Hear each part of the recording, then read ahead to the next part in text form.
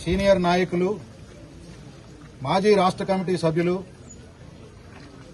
ఉమ్మడి ఆంధ్రప్రదేశ్ రైతు సంఘం రాష్ట్ర ప్రధాన కార్యదర్శిగా పనిచేసినటువంటి సామినేని రామారావు గారిని చింతకాని మండలం పాతర్లపాడు వారి స్వగ్రామం.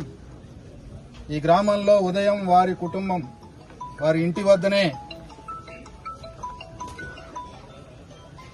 ఉదయం పూట లేచి కుటుంబం అంతా పనులు చేసుకుంటున్నటువంటి సందర్భంలో ఈ గ్రామంలో సిపిఎం పార్టీ రాబోయే స్థానిక సంస్థల ఎన్నికల్లో విజయం సాధించే అవకాశం ఉంది, దాన్ని ఎదుర్కోవడం కష్టము అని చెప్పేసి భావించినటువంటి కాంగ్రెస్ పార్టీ శ్రేణులు కుట్ర చేసి హత్య గావించారు. ఈ హత్యని సిపిఎం పార్టీ రాష్ట్ర కమిటీ, జిల్లా కమిటీ మేమంతా తీవ్రంగా ఖండిస్తా ఉన్నాం. హత్యా రాజకీయాలతోని సిపిఎం పార్టీ పురోగమనాన్ని ఆపు చేయలేరు అని చెప్పేసి హెచ్చరిస్తా ఉన్నాం. ఒక చిన్న వాదులాట జరిగినటువంటి నేపథ్యాన్ని దృష్టిలో ఉంచుకొని దసరా పండుగ సందర్భంలో జరిగినటువంటి ఘటన దాన్ని దృష్టిలో ఉంచుకొని ఈరోజు ఆయన్ని హత్య చేయాలని చెప్పేసి కుట్ర పన్ని కొంతమందిని పురమాయించి కొంతమందిని ప్రయోగించి హత్య చేసినట్టుగా హత్యకి ప్రత్యక్ష సాక్షిగా ఉన్నటువంటి వారు చెప్తున్నటువంటిది చూస్తే అర్థమవుతా ఉంది.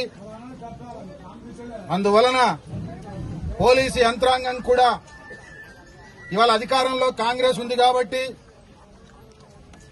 ఇక్కడ నుంచి కాంగ్రెస్ నాయకులు అట్లాగే ఈ శాసనసభకు ప్రాతినిధ్యం వహిస్తా ఉన్నటువంటి డిప్యూటీ చీఫ్ మినిస్టర్ బట్టి విక్రమార్క గారు ఉన్నారు కాబట్టి ఒత్తిడికి లోనయ్యి రకరకాల దుష్ప్రచారాలు ప్రయోగాలు చేస్తున్నటువంటి వాటికి లోను కాకుండా, ఒత్తిడికి గురి కాకుండా సరి అయినటువంటి పద్ధతుల్లో దీనికి కారకులైనటువంటి వాళ్ల మీద తగిన చర్యలు తీసుకోవాలని చెప్పేసి డిమాండ్ చేస్తా ఉన్నాం.